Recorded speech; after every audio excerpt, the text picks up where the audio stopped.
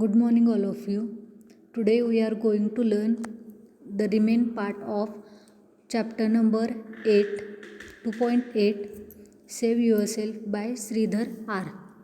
Okay, तर आपण last लेक्चरमध्ये बघितलं होतं की जे लेखक होते त्यांच्या मुलग्याचा ॲक्सिडेंट झाला होता आणि हा ॲक्सिडेंट झाला होता त्यामध्ये त्यांच्या मुलग्याच्या मेंदूला खूपच मोठी दुखापत झाली होती, ज्यामुळे त्याला हॉस्पिटलाइज करण्यात आलं होतं. आणि यामध्ये डॉक्टरांनी त्यांना अगदी 2 तासांची काय दिली होती तर मुदत दिली होती. त्या मुदतीमध्ये लेखकाच्या मनामध्ये कोणकोणते अतिशय वाईट असे विचार आले आणि त्यानंतर अनिशचं काय झालं हे आपण या लेक्चरमध्ये बघणार आहोत. तर बघा, after the surgery the doctor said that in a scale of 115 where a normal person would be rated 15, Anish could be rated only 3. जी मानवामध्ये जी स्केल असते, म्हणजे ज्यावेळी एखाद्या व्यक्तीला वेगवेगळ्या मशीन्स लावल्या जातात हॉस्पिटलमध्ये, त्यावेळी नॉर्मल व्यक्तीची जी रेट असते, स्केलची जी रेट असते ती काय असते ते म्हणजे नॉर्मल रेंज असते ती 1 to 15 असते. आणि नॉर्मल लोकांची म्हणजे एखादी व्यक्ती जी नॉर्मल असेल, व्यवस्थित बरी असेल, तिची रेंज काय असते तर 15 असते. पण अनिशची रेंज जी होती किंवा जो रेट होता तो फक्त 3 होता. Okay, he was then shifted to a special room with 24 hour special nurses to take care of him. त्यानंतर त्याची सर्जरी झाल्यानंतर त्याला एका स्पेशल रूममध्ये शिफ्ट करण्यात आलं, जिथं 24 तास नर्स त्याची काळजी घेण्यासाठी तिथं उपस्थित होत्या. Tubes were inserted into his body to aid breathing, feeding and urination. त्याच्या पूर्ण शरीरामध्ये वेगवेगळ्या पाईपा घातल्या होत्या. त्यातली एक पाईप होती ती त्याला श्वास घेण्यासाठी होती, दुसरी पाईप होती ती फीडिंग करण्यासाठी होती आणि तिसरी पाईप त्याचं युरिनेशनसाठी होती. नंतर बघा, the right side of his skull was cut open and kept in his abdomen for future use. त्याची जी उजवी बाजू होती, म्हणजे उजव्या बाजूचा जो सांगाडा होता त्याच्यातलं थोडा पार्ट कट करून त्यांनी ठेवला होता त्याच्या फ्युचरसाठी. तर बघा, the only movements in his body were that of his head which moved right and left. मग त्याच्या पूर्ण शरीरामध्ये फक्त त्याचं डोकं हालत होतं उजव्या बाजूला आणि डाव्या बाजूला. ओके, म्हणजे पूर्ण त्याची, तुमच्या लक्षात येते का की त्याची पूर्ण बॉडी जी होती ती थंड होती किंवा शांत होती. कुठल्याही प्रकारची मुवमेंट तो करू शकत नव्हता, फक्त त्याचं डोकं उजव्या आणि डाव्या बाजूला हलत होतं. बाकी त्याच्या हातांची बोटं, पायांची बोटंसुद्धा हलत नव्हती. इतकी मोठी त्याला इंजुरी झाली होती. बघा पुढं बघा, अँड हिज आयबॉल्स. आणि त्याच पद्धतीने त्याच्या डोळ्यामध्ये जी बुबळं होती ती बुबळं हलत होती. म्हणजे फक्त त्याचं डोकं उजव्या बाजूला आणि डाव्या बाजूला हलत होतं आणि त्याच्या डोळ्यात जी बुबळं होती ती बुबळं हलत होती. Why has this plight befallen my son. त्यानंतर लेखकाच्या मनात असा एक प्रश्न आला की हे सगळं माझ्या मुलासोबतच का. If only my child had listen to me and worn his helmet. जर माझ्या मुलाने माझं ऐकलं असतं आणि कदाचित त्याने जर हेल्मेट घातलं असतं तर एवढा सगळा मोठा प्रसंग माझ्यापुढे उभा ठाकला नसता. म्हणजे तुमच्या लक्षात येते का, फक्त एका चुकीमुळे म्हणजे त्यानं अगदी, म्हणजे त्याला पण काय वाटलं की आपण अगदी थोड्या अंतरावरून परत येणार आहोत. म्हणजे त्याच्या फक्त एका चुकीमुळे, हेल्मेट न घातल्यामुळे काय झालं होतं तर एवढा सगळा मोठा जो इन्सिडंट होता तो घडला होता. आणि लेखकाला राहून त्याच्यामध्ये काय भीती पण वाटत होती आणि त्या सगळ्या इन्सिडंटबद्दल वाईटही वाटत होतं.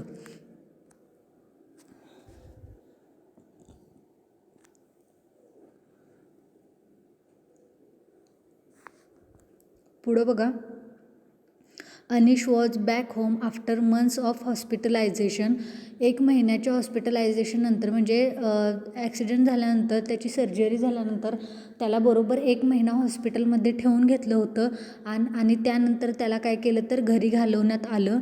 स्टेटस ऑफ अनिश. मग ज्यावेळी अनिशला घरी घालवण्यात आलं त्यावेळी अनिश कशा अवस्थेमध्ये होता बघा, तर स्टेटस अनकॉन्शियस, म्हणजे त्याला कुठल्याही प्रकारची जाणीव नव्हती.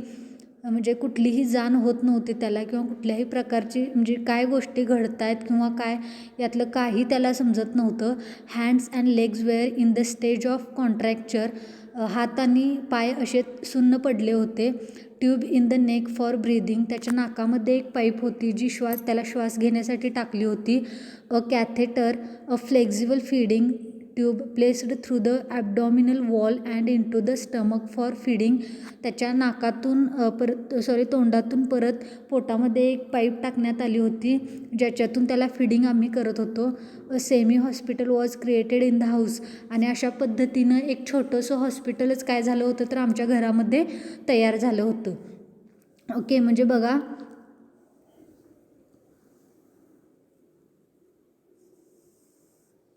अनिश ज्यावेळी हॉस्पिटलमधून परत आला त्यावेळी त्याचं जे वर्णन केले ते अतिशय म्हणजे दुःखद पण आहे आणि भयानक पण आहे की त्याच्या पूर्ण शरीरामध्ये पाईप्स टाकल्या होत्या.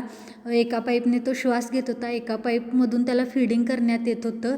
ओके, त्याचे हात आणि पाय पूर्णपणे सुन्न पडले होते आणि अशा पद्धतीचं एकत्रित काय होतं तर अनिशचं स्टेटस होतं.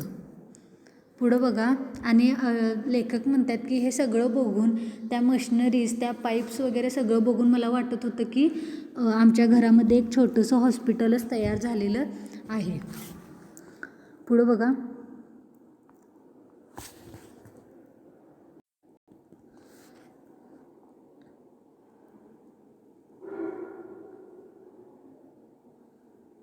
A cot with adjustable backrest, oxygen cylinder, BP apparatus, air bed, nebulizer machine, suction machine to suck the phlegm through his tracheostomy tube, 2 nurses, 1 for the day and 1 for the night. तर बघा अशा पद्धतीनं त्यांनी वर्णन केले की त्यांच्या मुलासाठी जी रूम तयार केली होती त्याच्यामध्ये कुठल्या कुठल्या गोष्टी होत्या बघा. तर अ कॉट विथ ॲडजस्टेबल बॅकरेस्ट म्हणजे ॲडजस्ट होणारा, मागं पुढं होणारा, म्हणजे त्याला जर बसायचं असेल तर बसण्यासाठी किंवा त्याला जर झोपायचं असेल तर झोपण्यासाठी जो ॲडजस्टेबल कॉट असतो तशा पद्धतीचा एक कॉट होता. त्याचबरोबर ऑक्सिजन सिलेंडर होतं, BP ॲपॅरेटस होतं BP चेक करण्यासाठी, एअरबेड होता, न्यूबिलायझर मशीन होतं, सक्शन मशीन होतं to suck the phlegm through his tracheostomy tube. 2 nurse होत्या म्हणजे 2 नर्स होत्या. एक दिवसभर थांबत होती आणि एक रात्रीनंतर थांबत होती. त्यानंतर बघा twice a day psychotherapy exercises. त्याच्या ज्या एक्सरसाइजेस होत्या ज्यामुळे त्याचं शरीर पुन्हा पूर्ववत करण्यासाठी प्रयत्न केले जात होते. तर अशा एक्सरसाइज करण्यासाठी काही गोष्टी होत्या. We could only look helplessly at our suffering child and wish that nobody should ever go through our terrible situations. आणि या सगळ्या परिस्थितीमध्ये काय होत होतं बघा, आम्ही फक्त आमच्या मुलाकडे पाहत राहत होतो आणि देवाकडे एकच प्रार्थना करत होतो की अशा पद्धतीचं जे जीवन आहे किंवा अशा पद्धतीचा प्रसंग परत कुणावरही येऊ नये. ओके, म्हणजे बघा एवढं सगळं झाल्यानंतर म्हणजे एवढी मोठी सर्जरी करूनसुद्धा एका चांगल्या आणि नामांकित हॉस्पिटलमध्ये त्याची सर्जरी करूनसुद्धा त्याची अवस्था काय होती तर तो नीट चालू शकत नव्हता, बोलू शकत नव्हता, साधं जेवणसुद्धा करू शकत नव्हता. श्वास घेण्यासाठी सुद्धा त्याच्या नाकातून काय सोडलेली होती, एक पाईप सोडली होती. जेवणासाठी त्याच्या तोंडातून एक पाईप टाकलेली होती. तर अशा पद्धतीनं आणि घरामध्ये एवढ्या सगळ्या हॉस्पिटलच्या वस्तू होत्या की त्यामुळं आम्हाला आमचं घर हे एक छोटंसं हॉस्पिटलच वाटू लागलं होतं. आणि मग लेखक म्हणतात की आम्ही रोज त्या सगळ्या गोष्टी बघत होतो, आमच्या मुलाकडं बघत होतो. त्याच्यामध्ये आम्हाला कुठल्याही प्रकारची प्रगती दिसत नव्हती. आणि हे सगळं बघितल्यानंतर आम्हाला असं वाटत होतं की म्हणजे आम्ही आमच्या मुलाच्या म्हणजे आम्ही आमचा मुलगा बरा होण्यासाठी तर प्रयत्न करत होतोच, प्रार्थना करत होतोच, पण अशा प्रकारचा म्हणजे आमच्यावरती जो प्रसंग आलेला आहे तो अशा प्रकारचा प्रसंग दुसऱ्या कोणावरही येऊ नये ह्यासाठी देखील सुद्धा आम्ही काय करत होतो तर प्रार्थना करत होतो. We all think that something like this will not happen to us. आम्हाला असं कधीच वाटलं नव्हतं की आमच्यासोबत पुढं जाऊन भविष्यामध्ये अशी एखादी घटना घडेल. But it happens when you least expect it to happen. पण अशी घटना घडते जेव्हा तुम्हाला असं वाटत असते की हे असलं काय आमच्यासोबत घडणार नाही, त्याचवेळी काय होतं तर म्हणजे ज्यावेळी लेस एक्सपेक्टेशन्स असतात त्याचवेळी काय होतात तर आपल्यासोबत अशा घटना या घडत असतात. Anish used to say that when he wears the helmet his head sweats because of which his hair gets spoiled. तर बघा अनिश नेहमी म्हणायचा की तो ज्यावेळी हेल्मेट घालतो त्यावेळी त्याच्या डोक्यातून किंवा त्याच्या केसातून घाम येतो आणि त्यामुळे त्याचे केस खराब होतात किंवा विस्कटले जातात. आणि या एका गोष्टीमुळे कदाचित अनिश काय करत होता तर हेल्मेट वापरत नव्हता. But because he didn't wear a helmet now his head itself got spoiled. पण बघा लेखक म्हणतात की त्यानं हेल्मेट न वापरल्यामुळे आज त्याचं डोकंच पूर्णपणे काय झालं होतं तर स्पॉईल झालं होतं किंवा उद्ध्वस्त झालं होतं. म्हणजे त्याच्या डोक्यामध्ये त्याच्या मेंदूवरती इतक्या प्रमाणात मोठ्या प्रमाणात सर्जरी करण्यात आली होती की त्या मेंदूवरती चालणाऱ्या ज्या काही क्रिया होत्या त्याच्या बॉडीच्या त्या सगळ्या काय झाल्या होत्या तर पूर्णपणे बंद पडल्या होत्या. म्हणजे कदाचित केस विस्कटतायत म्हणून जर त्यानं हेल्मेट म्हणजे घालत नसेल तर कदाचित जर केस विस्कटले तरी चालतील, पण हेल्मेट वापरलं असतं तर कदाचित आज त्याचं डोकं व्यवस्थित राहिलं असतं. ओके, पुढं बघा. Now his head itself got spoiled, his life got spoiled. त्याचबरोबर त्याचं फक्त डोकंच पूर्णपणे बाद झालं नव्हतं किंवा त्याच्या डोक्याला जबर मार लागला नव्हता तर त्याचं आयुष्यसुद्धा पूर्णपणे उद्ध्वस्त झालं होतं. At 25 he had so many dreams. 25व्या वर्षामध्ये बघा जी 25शीतली किंवा 30शीतली वगैरे मुलं असतात 21 वर्षापासून 30 वर्षापर्यंतची या रेंजमधली जी मुलं असतात त्यांची भरपूर काहीतरी स्वप्न असतात, त्यांना बरंच काहीतरी करायचं असतं. त्याच पद्धतीनं अगदी सामान्य मुलांप्रमाणे अनिशचीसुद्धा काही स्वप्न होती. त्यालासुद्धा भरपूर आयुष्यामध्ये काय करायचं होतं. अगदी 2-3 वर्षांपूर्वीच तो काय केला होता तर स्कॉटलंडवरून त्याचं शिक्षण पूर्ण करून आला होता. He had told me once, त्यानं मला एकदा सांगितलं होतं, all our dreams will be fulfil once I come back from Glasgow अप्पा. आणि तो त्याच्या वडिलांना कदाचित आप्पा म्हणत असेल अनिश, तर तो काय म्हणायचा तर आप्पा ज्यावेळी मी माझं जो स्टडी असेल किंवा मी स्कॉटलंडमध्ये तो ग्लासगोमध्ये स्टडी करत होता तर मी ज्यावेळी ग्लासगोवरून परत येईन किंवा मी माझं स्टडी कंप्लीट करून ज्यावेळी भारतामध्ये परत येईन त्यावेळी आपली सगळी स्वप्न काय झालेली असतील पूर्ण झालेली असतील. He would have been still dreaming. आणि अजूनही तो काय करत होता तर स्वप्न बघत होता. But he was able to neither communicate nor act on his dreams. पण आता काय होतं तो अशा अवस्थेतसुद्धा मला माहिती आहे की तो त्याची स्वप्न बघत होता पण तो त्याच्या स्वप्नामध्ये हालू शकत नव्हता, चालू शकत नव्हता, बोलू शकत नव्हता किंवा कुठल्याही प्रकारची ॲक्ट करू शकत नव्हता. The whole family was crying every day. सगळं जे आमचं कुटुंब होतं ते सगळं कुटुंब आम्ही आमच्या मुलाकडे बघून रोज रडत होतो. Vishnu cried with Sarla cried in front of the gods and in our puja room and in every temple she knew and I cried within me. तर बघा जी विष्णू होती म्हणजे त्या लेखकाची मुलगी होती विष्णू, ती तिच्या आईच्या समोर असताना रडायची, म्हणजे सरला समोर असताना रडायची. सरला जी होती ती त्यांचं जे घरामध्ये देवघर होतं तिथं जाऊन रडायची. त्याचबरोबर त्यांच्या एरियामध्ये जेवढी काही मंदिरं होती ती सगळी तिनं झाडून त्या मंदिरांची भेट घेतली होती, तिथं जाऊन ती रडायची. आणि लेखक म्हणतात की मी स्वतः माझ्या आतमध्ये खूप रडायचो. म्हणजे जनरली म्हणतात की पुरुष हे किंवा जेंट्स लोक असतात ते रडून दाखवत नाहीत, तर ते मनातल्या मनामध्ये काय होतं तर त्यांना वेदना होत असतात. त्याच पद्धतीने लेखकाचं सुद्धा होतं बघा, ते सुद्धा आतल्या आत रडायचे. Next paragraph. Life went on 4 years in bed and his condition remain unchanged.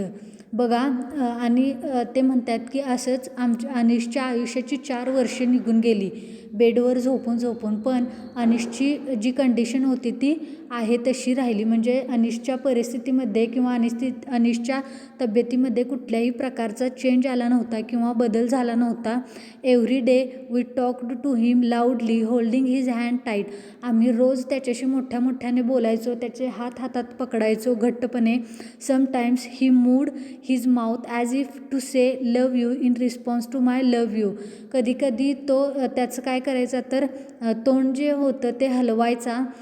ज्यावेळी मी त्याला लव यू म्हणायचो त्यावेळी तो सुद्धा कदाचित मला लव यू म्हणत असेल या आविर्भावात त्याचं तोंड हलवायचा. We played his favourite music for him. आम्ही त्याच्यासाठी त्याचं आवडतं संगीत वाजवत होतो. There would be no expression on his face but we could understand that he could smell of aroma of food when Sarla cooks. त्याच्या कुठल्याही म्हणजे त्याच्या चेहऱ्यावरती कुठल्याही प्रकारचे एक्सप्रेशन्स नव्हते. तो हसत नव्हता, रडत नव्हता, बोलत नव्हता. पण आम्हाला असं वाटायचं की ज्यावेळी सरला स्वयंपाक बनवायची त्यावेळी त्या स्वयंपाकाचा अरोमा त्याला येतो आहे किंवा तो त्या स्वयंपाकाचा वास घेण्याचा प्रयत्न करतो आहे. Every month we took him for review in an ambulance. आम्ही त्याला प्रत्येक महिन्याला त्याला आम्ही त्याच्या पूर्ण फिजिकलच्या चेकिंगसाठी न्यायचो. We tried all kinds of treatment techniques but nothing actually bettered his condition. आम्ही म्हणजे जेवढ्या कोणत्या प्रकारच्या ट्रीटमेंट्स होत्या, जेवढ्या कोणत्या प्रकारच्या टेक्निक्स होत्या त्या सगळ्या टेक्निक्स वापरून त्याची ट्रीटमेंट केली पण त्याची जी परिस्थिती होती ती अनचेंज राहिली. 4.5 years passed by. One day Anish had a problem with his urocatheter. तर बघा 4.5 वर्ष अशीच निघून गेली आणि एक दिवशी अनिशला मोठा त्रास सुरू झाला. And we rushed him to the hospital. आणि आम्ही काय केलं तर त्याला लगेच हॉस्पिटलमध्ये पळवलं. There he developed a breathing difficulty and collapse. तिथं काय झालं, तिथं गेल्यानंतर त्याची जी ब्रीदिंग कपॅसिटी होती ती कमी झाली, म्हणजे श्वास घेण्याची क्षमता कमी झाली आणि तो कोसळला. His painful life had come to an end. आणि अशा पद्धतीनं त्याची जी वेदनादायक त्याचं जे जीवन होतं आत्तापर्यंतचं 4.5 वर्षाचं जे दुःखद किंवा वेदनादायक जीवन होतं त्याचा काय झाला तर शेवट झाला. For us it was a huge loss. आमच्यासाठी हा सगळ्यात मोठा प्रचंड असा आमचा लॉस होता. We could only stand by helplessly as our dear son departed us for ever. मी फक्त हेल्पलेसली किंवा कुठलीही भावना न व्यक्त करता मी असाच बघत राहिलो होतो, कारण की आमचा लाडका मुलगा, आमचा सगळ्यात प्रिय व्यक्ती आम्हाला सोडून जात होता. Life is a precious irreplaceable gift. आणि त्यानंतर आम्हाला लक्षात आलं असं की लाईफ काय आहे तर खूप मौल्यवान अशी गोष्ट आहे आणि जे कधीही परत न मिळणारं गिफ्ट आहे. And when everything in life goes smoothly. ज्यावेळी आपल्या आयुष्यामध्ये सगळं व्यवस्थित आणि सगळं स्मूथली होत असतं तोपर्यंत आपल्याला सगळं छान छान हॅपी वाटत असतं. If only we would adhere to the available safety and intelligent measures. पण कधी आपल्याला लाईफ चांगलं, सोपं किंवा हॅपी वाटतं तर फक्त तेव्हाच जेव्हा आपण लाईफचे जे सगळे किंवा निसर्गाचे किंवा आपल्या माणसांसाठी बनवलेले सगळे नियम किंवा सगळे रूल्स व्यवस्थित फॉलो करतो. त्याच वेळी आपल्यासाठी लाईफ हे खूप चांगलं असतं.